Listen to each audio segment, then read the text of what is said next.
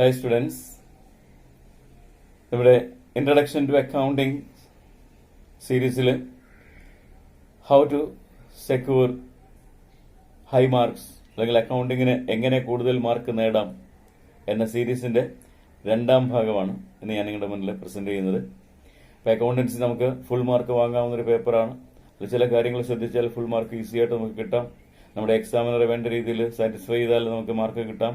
അതുള്ള മാർഗങ്ങളെ പറ്റിയാണ് പറയുന്നത്. അതിൽ പ്രധാനപ്പെട്ട 3 സ്റ്റെപ്സ് നമ്മൾ കഴിഞ്ഞ ദിവസം കണ്ടു. ഒന്ന്, അക്കൗണ്ടിങ് എന്താണ് എന്നുള്ളതിന്റെ അടിസ്ഥാനത്തിൽ തന്നെ നമ്മുടെ അക്കൗണ്ടിങ്ങിന്റെ മാർക്ക് നേടാനുള്ള മാർഗമാണ് അല്ലെങ്കിൽ ഗൈഡ് ലൈനാണ് ഞാൻ പറഞ്ഞത്. മാർഗരേഖ അല്ലെ വിജയമാർഗമാണ് പറഞ്ഞു, വിജയമന്ത്രമാണ് പറഞ്ഞു തന്നത്. അതിലൊന്ന് അക്കൗണ്ടിങ് ആർട്ടാണ്. നമ്മുടെ പഠനവും ആർട്ടിസ്റ്റിക് ആവണം. ആൻസർ ബുക്കിൽ നമ്മൾ എഴുതുന്നതും ആർട്ടിസ്റ്റിക് ആയിട്ടായിരിക്കണം. അതിലൊരു സയൻസ് ആണ്, ഒപ്പം നമ്മൾ പഠിക്കുന്നതും സയന്റിഫിക് ആയിട്ടായിരിക്കണം. അതുപോലെ നമ്മുടെ ആൻസർ ബുക്കിൽ നമ്മൾ കാര്യങ്ങൾ പ്രസന്റ് ചെയ്യുന്നത് സയന്റിഫിക് ആണ്. So artistic and scientific approach, artistic and scientific study, that's the first one. അതിന്റെ ഒപ്പം ഒന്നുകൂടെ പറഞ്ഞിരുന്നു, ഫസ്റ്റ് പോയിന്റ് കൂടെ തന്നെ സെപ്പറേറ്റ് ആക്കാമെങ്കിൽ അതിന്റെ കൂടെ തന്നെ ഞാൻ പറയുന്നതാണ് അക്കൗണ്ടിങ് ഒരു ലാംഗ്വേജ് ആണ്. Any language four communication.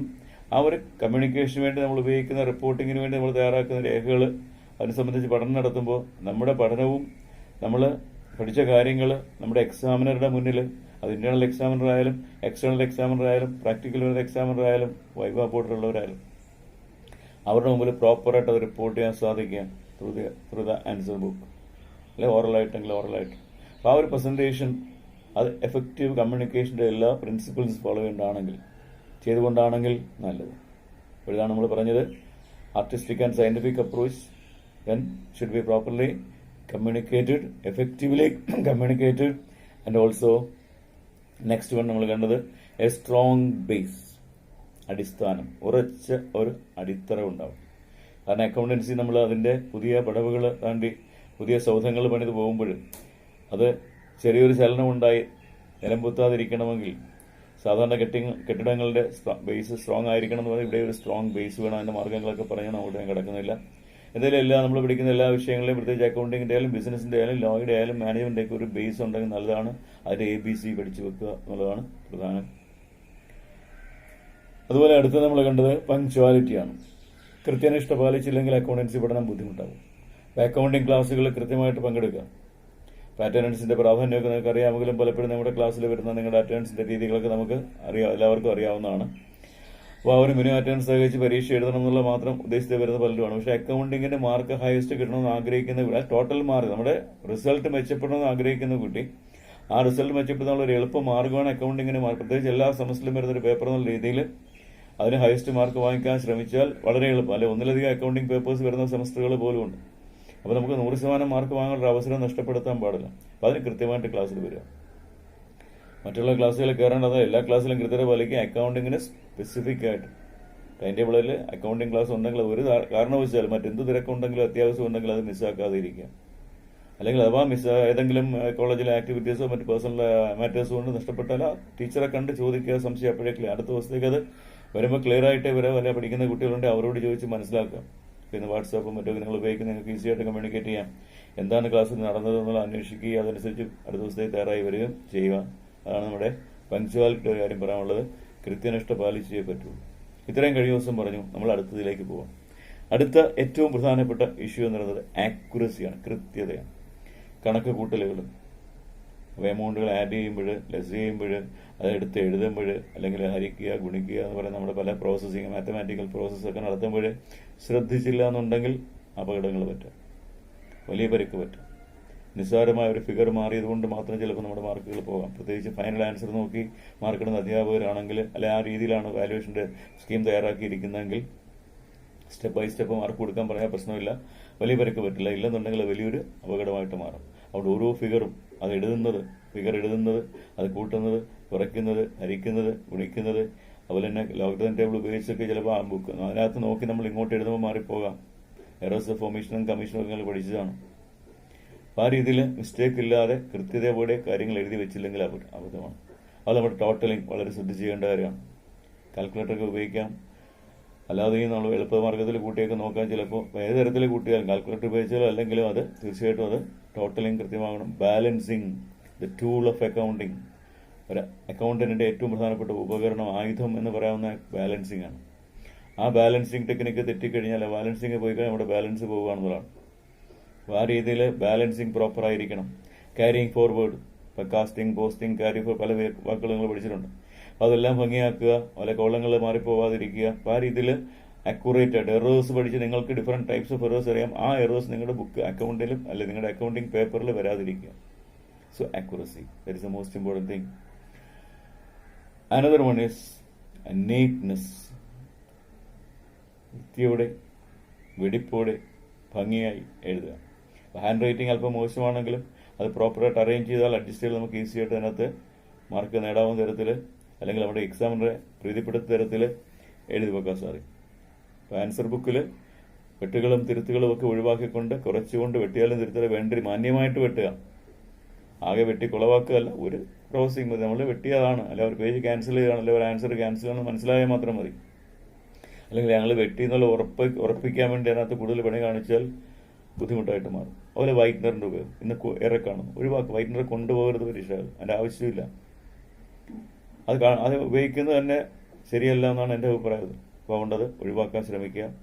വെട്ടും തിരുത്തും ഒഴിവാക്കുക. ടോട്ടലിംഗ് ഒക്കെ നടത്തുക. പെൻസിൽ കൊണ്ട് ചെയ്യുക. അപ്പോൾ നമുക്ക് മായ്ക്കാമല്ലോ. ഇറേസറോടെ കൊണ്ടുപോകണമെന്നേ ഉള്ളൂ.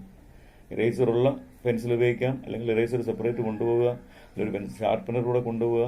അത്യാവശ്യത്തിന് പെൻസിൽ ഉപയോഗിക്കാവുന്ന തരത്തിലത് നമ്മുടെ കയ്യിലുണ്ടാവണം. അതിനുള്ള സാമഗ്രികളെല്ലാം കയ്യിലുണ്ടാവണം. എല്ലാ ഇൻസ്ട്രുമെന്റ്സ് ബോക്സ് എന്ന് പറയുന്ന ആ നിങ്ങളുടെ സ്കൂളിൽ കൊണ്ടുവിടുന്ന സാധനം ഇവിടെ ഒരു നാണക്കേടുമില്ല. അതുകൊണ്ട് പരീക്ഷകളെ കൊണ്ടുപോയി ക്ലാസ്സിൽ കൊണ്ടുവരാൻ പരീക്ഷകളെ കൊണ്ടുപോകാം. നമുക്ക് പലതരത്തിൽ അവിടെ പല വരയും കുറിയൊക്കെ ഇടേണ്ടി വരും. അപ്പം അങ്ങനെ വരയ്ക്കാനും കുറിക്കാനും ഒക്കെ ആയിട്ട് ഈ പറഞ്ഞ ഓരോ ആയുധങ്ങളും വേണ്ടി വരും. അതിനിടയ്ക്ക് ചിലപ്പോൾ ഷാർപ്പൻ ചെയ്യേണ്ടി വരും, അതിനിടയ്ക്ക് മായ്ക്കേണ്ടി വരും. അപ്പോൾ ഇതെല്ലാം ആയുധങ്ങളെല്ലാം കരുതുക. അപ്പോൾ എല്ലാ ആയുധങ്ങളും കരുതിക്കൊണ്ട് ലോകൃതത്തെ ഉൾപ്പെടെയുള്ള കാര്യങ്ങളൊക്കെ കൊണ്ടുപോയി കഴിഞ്ഞാൽ ഈ പറഞ്ഞ നീറ്റ്നെസ് എന്ന് പറയുന്നത് കുറേയൊക്കെ നമുക്ക് ഒരു പരിധിവരെ പാലിക്കാനായിട്ട് കഴിയും. എന്തായാലും വൃത്തിയോടെ വെടിപ്പോടെ നമ്മുടെ ആൻസർ ബുക്ക് നമ്മുടെ എക്സാമിനറുടെ മുന്നിൽ എത്തിക്കാൻ സാധിക്കണം. അപ്പോൾ ഞാൻ ഈ പറഞ്ഞ 3 കാര്യങ്ങളും ഞാൻ സാധാരണ എൻ്റെ ക്ലാസ്സിൽ പറയുന്നത് പാൻ എന്നാണ്. പാൻ ഇപ്പോഴൊക്കെ വന്ന കാര്യമാണ്, പെർമനന്റ് അക്കൗണ്ട്. പക്ഷേ എൻ്റെ പാൻ പണ്ടേ ഉള്ളതാണ്. Punctuality, accuracy and neatness. Accounting ക്ലാസ്സുകളിൽ പങ്ക്ച്വൽ ആവുക, ആക്യുറേറ്റ് ആയിട്ട് കാര്യങ്ങൾ ചെയ്യുക, നീറ്റായിട്ട്. അപ്പോൾ ഒരു നീറ്റ്നെസ് എന്ന് പറയുന്നത് പരീക്ഷ പേപ്പറിൽ ഉണ്ടാവണം. നിങ്ങളുടെ നോട്ട്ബുക്കിലും ഉണ്ടാവണം, പ്രാക്ടിക്കൽ റെക്കോർഡിലും ഉണ്ടാവണം. Should be neat. കണ്ടാൽ മാർക്ക് തരാൻ, അസൈൻമെന്റിലും ഫുൾ മാർക്ക് തരാൻ തോന്നുന്ന തരത്തിലായിരിക്കണം ആൻസർ. അപ്പോൾ ആ രീതിയിൽ ആൻസർ തയ്യാറാക്കുമ്പോൾ ആൻസർ ഷീറ്റിൽ പരമാവധി തെറ്റുകുറ്റങ്ങൾ ഒഴിവാക്കിക്കൊണ്ട് അത് വൃത്തിയായിട്ട് വെടിപ്പായിട്ട് തയ്യാറാക്കുക. പാൻ എന്ന പ്രിൻസിപ്പിൾ, അല്ലെങ്കിൽ നേരത്തെ പറഞ്ഞ എൻ്റെ കണ്ടിന്യൂഷൻ ആയിട്ട് അടുത്തൊരു പ്രിൻസിപ്പളായിട്ട് കൊടുത്തിരിക്കുക. അടുത്ത വിജയമന്ത്രം എന്ന് പറയുന്നത് അത് നീറ്റായിരിക്കണം എന്നുള്ളതാണ്. അപ്പോൾ നമ്മൾ ഇതുവരെ പറഞ്ഞ കാര്യങ്ങൾ artistic and scientific approach along with proper communication, അതുപോലെ തന്നെ strong base, punctuality, accuracy and നമ്മൾ അക്കൗണ്ടിങ്ങിന് ഉയർന്ന മാർക്ക് വാങ്ങാൻ വേണ്ടിയിട്ട് പഠിക്കുമ്പോൾ അല്ല അതിനുള്ള ശ്രമത്തിൽ അടുത്തൊരു കാര്യം ചെയ്യേണ്ടത്, അല്ലെങ്കിൽ ശ്രദ്ധയോടെ ചെയ്യേണ്ട ഒരു കാര്യം എന്ന് വെച്ചാൽ ലേറ്റസ്റ്റ് ഡെവലപ്മെന്റ്സ് ഇൻ അക്കൗണ്ടിങ് തറവായിരിക്കും. നമ്മൾ ടെക്സ്റ്റ് ബുക്കിലുള്ള സിലബസിലുള്ള കാര്യങ്ങളൊക്കെ പഠിച്ചു പോകുന്നു. ചിലപ്പോൾ സിലബസിൽ തന്നെ കാണുന്ന റീസെന്റ് ട്രെൻഡ്സ് എന്ന് പറഞ്ഞാൽ ചില കാര്യങ്ങൾ ചേർക്കാറുണ്ട്, റീസെന്റ് ട്രെൻഡ്സ് പറഞ്ഞു കൊടുക്കാറുണ്ട്. അപ്പോഴെങ്കിലും നമ്മൾ അങ്ങോട്ട് നോക്കുക. അല്ലെങ്കിൽ അങ്ങനെ പറഞ്ഞില്ലെങ്കിൽ പോലും സാധാരണ ക്വസ്റ്റ്യൻ പേപ്പർ തയ്യാറാക്കുന്നവർ ചോദിക്കാൻ സാധ്യതയുള്ള ഒരു ഏരിയയാണ് what are the recent trends or developments in the field of ആ പറഞ്ഞ അക്കൗണ്ടിങ് ഏരിയയിലുള്ള ഡെവലപ്മെന്റ്സ് ചോദിക്കാം. അല്ലെങ്കിൽ മറ്റൊരു ക്വസ്റ്റിന്റെ പാർട്ടായിട്ടെങ്കിലും ചോദിക്കാം. അല്ലെങ്കിൽ വൈവ ബോർഡിന് മുമ്പ് ചെല്ലുമെങ്കിലും അവരെങ്കിലും ചോദിക്കാം അക്കൗണ്ടിങ്ങിലെ പുതിയ പ്രവണതകളെ പറ്റിയൊക്കെ ധാരണയുണ്ടോ. അവ അപ് ടു ഡേറ്റ് ആയിരിക്കണം. അപ്പോൾ ആ കാര്യങ്ങൾ അപ്ഡേറ്റ് ചെയ്യണം. അതിനെവിടെ നോക്കിയാണ് അറിയാമല്ലോ. വിജ്ഞാനം വിരൽത്തുമ്പിലെന്ന് പറയുന്നു. അപ്പോൾ ഈസിയായിട്ട് നിങ്ങൾക്ക് നെറ്റ് സെർച്ച് ചെയ്യാം, വെബ്സൈറ്റിൽ നിന്ന് ഏത് വിവരം വേണമെങ്കിലും കളക്ട് ചെയ്യാം. അക്കൗണ്ടിങ്ങിൻ്റെ റീസെന്റ് ട്രെൻഡ്സ് എന്ന് സെർച്ച് ചെയ്താൽ മതി. അല്ലെങ്കിൽ നല്ല നല്ല മാഗസിൻസ്, ജേർണൽസ്, പത്രങ്ങളൊക്കെ നമുക്കുണ്ട്. ഇപ്പോൾ institute of chartered accountants of India, institute of cost and works management accountants of India എന്ന് പറയുന്ന സ്ഥാപനങ്ങളൊക്കെ institute of cost and management accountants, നേരത്തെ institute of cost and works accountants ആയിരുന്നു. ഇപ്പോൾ വർക്ക്സിന്റെ തിരിച്ചിട്ട് ആക്കി മാനേജ്മെന്റ് ആക്കിയെന്നേ ഉള്ളൂ. Institute of cost and management accounts നല്ലൊരു മാഗസിൻ ഉണ്ട്. മാനേജ്മെന്റ് അക്കൗണ്ടന്റ്, സിയുടെ ചാർട്ടേഡ് അക്കൗണ്ടന്റ്, കമ്പനി സെക്രട്ടറി ആണെങ്കിൽ chartered secretary. It's very very good magazines for accounting. പ്രത്യേകിച്ച് cost accountant, management accountant and chartered accountant. ആ മാഗസിൻസിൽ ലേറ്റസ്റ്റ് ഡെവലപ്മെന്റ്സ് കൊടുക്കണം.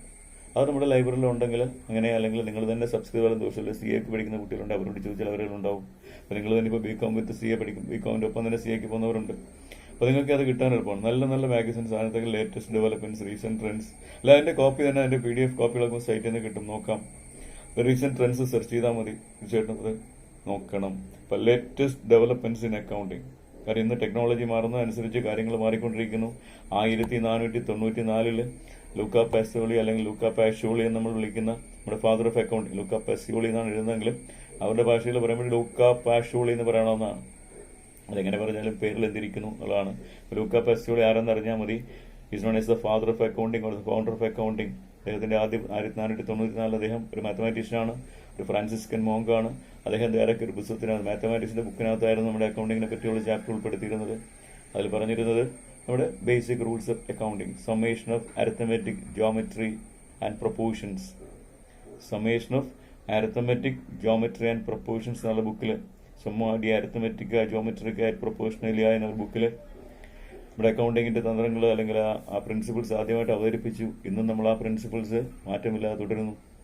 പക്ഷെ ചില developments അതിനകത്ത് വന്നു, കാലത്തിനനുസരിച്ച് മാറ്റങ്ങൾ അതിനകത്ത്. ആ കാലത്തിനനുസരിച്ച് വന്ന മാറ്റങ്ങൾ നിങ്ങൾ അറിഞ്ഞിരിക്കണം. ആ മാറ്റങ്ങൾ ഉൾക്കൊള്ളാൻ നിങ്ങൾ ശ്രമിക്കണം.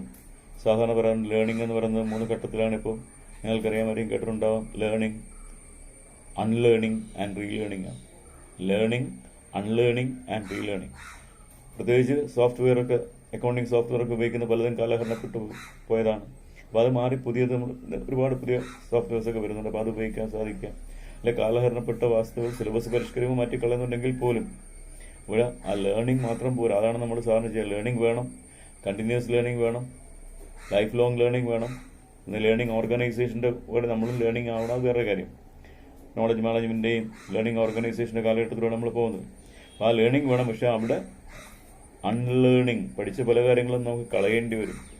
ദെൻ റീലേണിംഗ്, അത് വീണ്ടും പഠിക്കേണ്ടി വരും പുതിയ കാര്യങ്ങൾ. അപ്പോൾ ആ രീതിയിൽ ആ ഒരു അൺലേണിംഗ് ആൻഡ് റീലേണിംഗ് അപ്രോച്ചോടുകൂടി സമീപിച്ചാൽ പുതിയ കാര്യങ്ങൾ, ഞാൻ കഴിഞ്ഞ ദിവസം പറഞ്ഞ നമ്മുടെ ഫസ്റ്റ് പാർട്ടിൽ പറഞ്ഞ നമ്മുടെ അക്കൗണ്ടന്റുമാരെ ഷെർലോക്ക് ഹോംസുമാരാക്കി മാറ്റുമെന്ന് ഞാൻ പറഞ്ഞു. അത് ഫോറൻസിക് അക്കൗണ്ടിങ്. അത് മാത്രമല്ല, വേറെ ഒരുപാട് കാര്യങ്ങൾ അതിന് മുമ്പും പിമ്പും വന്നതുകൊണ്ട്. നമ്മളിപ്പോൾ സോഷ്യൽ അക്കൗണ്ടിങ് എന്ന് പറയുന്ന, എൻവയോൺമെന്റൽ അക്കൗണ്ടിങ് എന്ന് പറയുന്ന, ഹ്യൂമൻ റിസോഴ്സ് അക്കൗണ്ടിങ്, മനുഷ്യ വിഭവശേഷിക്ക് അക്കൗണ്ടിങ് സംവിധാനമായി. ഇപ്പോൾ HR accounting, responsibility accounting, collaborative accounting, പിന്നെ ഇപ്പോൾ പുതിയ ടെക്നോളജി മനസ്സിൽ AI അല്ലെങ്കിൽ ആർട്ടിഫിഷ്യൽ ഇന്റലിജൻസ് അപ്ലൈ ചെയ്യാൻ തുടങ്ങിയിട്ടുണ്ട്. ബിഗ് ഡേറ്റയുടെ യൂസ്, അനലിറ്റിക്സ്, ഡേറ്റ അനലിറ്റിക്സ്, അപ്പോൾ ഇങ്ങനെയുള്ള ക്രിപ്റ്റോ കറൻസി തുടങ്ങിയിട്ട് ഒരുപാട് block chain and crypto currency, അങ്ങനെ ആ മേഖലകളുമായിട്ടൊക്കെ ബന്ധപ്പെട്ട് ഇന്ന് അക്കൗണ്ടിങ്ങിൽ ഒരുപാട് മാറ്റങ്ങൾ വന്നു. ഒപ്പം തന്നെ ഇന്റർനാഷണൽ ലെവലിലുള്ള മാറ്റങ്ങൾ. അക്കൗണ്ടിങ് കൂടുതലായിട്ട് നമുക്ക് കമ്പയറബിൾ ആക്കാനായിട്ട് കറക്റ്റ് ഇൻഫർമേഷൻ, യൂസബിൾ ഇൻഫർമേഷൻ ഇപ്പോൾ കമ്പയർ ചെയ്യാൻ, മെഷർ ചെയ്യാനൊക്കെ സഹായിക്കുന്ന തരത്തിൽ reliable information, correct information, understandable information, useful information കൊടുക്കുന്നതിന് വേണ്ടി നമ്മൾ അക്കൗണ്ടിങ് സ്റ്റാൻഡേർഡ്സ് ഒക്കെ ഡെവലപ്പ് ചെയ്തു. ഇന്നിപ്പോൾ IFRS എന്ന് പറയുന്ന പുതിയ സംവിധാനത്തിൽ നമ്മൾ എത്തി നിൽക്കുന്നു. അപ്പോൾ ആ രീതിയിൽ ഇന്റർനാഷണൽ ഫിനാൻഷ്യൽ റിപ്പോർട്ടിങ്ങിന് ഒരു സഹായക രീതിയിലേക്ക് കാര്യങ്ങൾ മാറി. അപ്പോൾ ഇതെല്ലാം ലേറ്റസ്റ്റ് ഡെവലപ്മെന്റ്. ചിലത് മാത്രമേ സൂചിപ്പിച്ചുള്ളൂ. ഇതൊക്കെ നിങ്ങൾ സെർച്ച് ചെയ്താൽ കിട്ടുന്ന കാര്യം, ബുക്കിനകത്ത് പ്രതീക്ഷിക്കണമെന്നില്ല. അല്ലെ അതുപോലുള്ള വില കൊടുത്ത് വലിയ ബുക്ക് വാങ്ങിച്ച് ചിലപ്പോൾ അതിനകത്തൊക്കെ ഉണ്ടാവാം, അല്ലെ ഉണ്ട്. പക്ഷെ അത് സാധ്യമല്ലേ. പ്രാക്ടിക്കലാണ് നിങ്ങളുടെ കയ്യിൽ ഇപ്പോൾ ഉള്ള. എന്നാൽ ഇപ്പോൾ നിങ്ങളെല്ലാം വളരെ കാര്യമായിട്ട് പണ്ട് ഉപയോഗിക്കരുതെന്ന് പറയുന്ന സാധനം ഇന്ന് ഉപയോഗിക്കാൻ അധ്യാപകരും വീട്ടുകാരും പറയും. മൊബൈലുകൾ കൊണ്ടു നടക്കുന്നതിന് വഴക്ക് പറഞ്ഞ അധ്യാപകർ, പ്രിൻസിപ്പല് അല്ലെങ്കിൽ നമ്മുടെ രക്ഷകർത്താക്കള് ഇന്ന് മൊബൈൽ നിങ്ങൾ വാങ്ങണം എന്ന് നിർബന്ധിക്കുന്നു. അത് കൂടിയ മൊബൈൽ തന്നെ വേണം, എന്നാലും നമുക്ക് ക്ലാസ്സുകൾ കൈകാര്യം പറ്റും. കാലം മാറുന്നു. കൊറോണ വരുത്തിയ ഒരുപാട് ദോഷങ്ങൾക്കൊപ്പം വന്നൊരു ഗുണം കൂടിയാണത്. അപ്പോൾ എന്തായാലും ആ തരത്തിലുള്ള ടെക്നോളജി അപ്ലൈ ചെയ്തുകൊണ്ട് latest developments in accounting, the recent trends in accounting, അതിനകത്ത് ഓരോ വാക്കുകളുടെ അർത്ഥമെങ്കിലും ഇപ്പോൾ തൽക്കാലം നമുക്കത് മതി. ആ CA ലെവലിലൊക്കെ പോകുമ്പോൾ മറ്റു കാര്യങ്ങൾ പഠിക്കാം. പക്ഷെ അത് ബേസിക് ആയിട്ട് ഇപ്പോൾ നമ്മളൊരു പരീക്ഷ പേപ്പറിൽ ഇങ്ങനെ ഒരു ക്വസ്റ്റ്യൻ വന്നാൽ അറ്റംപ്റ്റ് ചെയ്യാൻ ലിബറൽ വാല്യൂഷനൊക്കെ വേറൊരു കാര്യം. പക്ഷെ അപ്പോൾ നിങ്ങൾക്ക് ഫുൾ എന്തെങ്കിലും എഴുതിയാൽ ഫുൾ മാർക്ക് അവിടെ വീഴുകയാണ്. അല്ലെങ്കിൽ വൈവ ബോർഡിന്റെ മുന്നിൽ നിങ്ങൾ നല്ല രീതിയിൽ പ്രസന്റ് ചെയ്യുമ്പോൾ നിങ്ങൾക്ക് ക്രെഡിറ്റ് കിട്ടുകയാണ്. അപ്പോൾ ആ രീതിയിൽ ലേറ്റസ്റ്റ് ഡെവലപ്മെന്റ്സ് മനസ്സിലാക്കാൻ ശ്രമിക്കുക. ഇതാണ് എൻ്റെ അടുത്ത ടിപ്പ്, വിജയമന്ത്രം എന്ന് പറഞ്ഞു തരാനുള്ളത്. ഒരു മാർക്കെങ്കിലും ഒരു മാർക്ക് അധികം കിട്ടാൻ സഹായിക്കുന്ന, 100% മാർക്കിലേക്ക് എത്താൻ ചിലപ്പോൾ ഒരു മാർക്കായിരിക്കും, അല്ലെങ്കിൽ 2 മാർക്ക്, ചിലപ്പോൾ 5 മാർക്കായിരിക്കാം, അല്ലെങ്കിൽ ഒരു essay ആയിരിക്കാം. റീസെന്റ് ട്രെൻഡ്സിന്റെ essay ചോദിച്ചു, ബാക്കി എല്ലാവരും പഠിച്ച കാര്യങ്ങളൊക്കെ തന്നെ എഴുതി. പക്ഷെ അതിനിടയ്ക്ക് നിങ്ങൾ റീസെന്റ് ട്രെൻഡ്സിനകത്ത് ഈ പറഞ്ഞ കാര്യങ്ങളൊക്കെ സൂചിപ്പിച്ചുകൊണ്ടെന്ന് എഴുതിയാൽ ഒരു ക്രെഡിറ്റ് അവിടെ കിട്ടും. സോ 100% യാത്രയിൽ അടുത്ത വിജയമന്ത്രം എന്ന് പറയുന്നതാണ് latest developments in accounting. Continuous learning, അല്ലെ ഞാൻ പറഞ്ഞ റീലേണിംഗ് വേണം. അൺലേണിംഗ് കഴിഞ്ഞ് റീലേണിംഗിലേക്ക് കടന്നുകൊണ്ട് ആ ഒരു ലേണിംഗ് എന്ന് പറയുന്നത് പ്രോപ്പറായിട്ട് അപ്ലൈ ചെയ്താൽ യു ക്യാൻ ആ ഒരു 100% മാർക്ക് എന്ന് പറയുന്നത് നമുക്ക് നേടാനായിട്ട് സാധിക്കും. ഇപ്പോൾ ലേറ്റസ്റ്റ് ഡെവലപ്മെന്റ്സ് മനസ്സിലാക്കുക.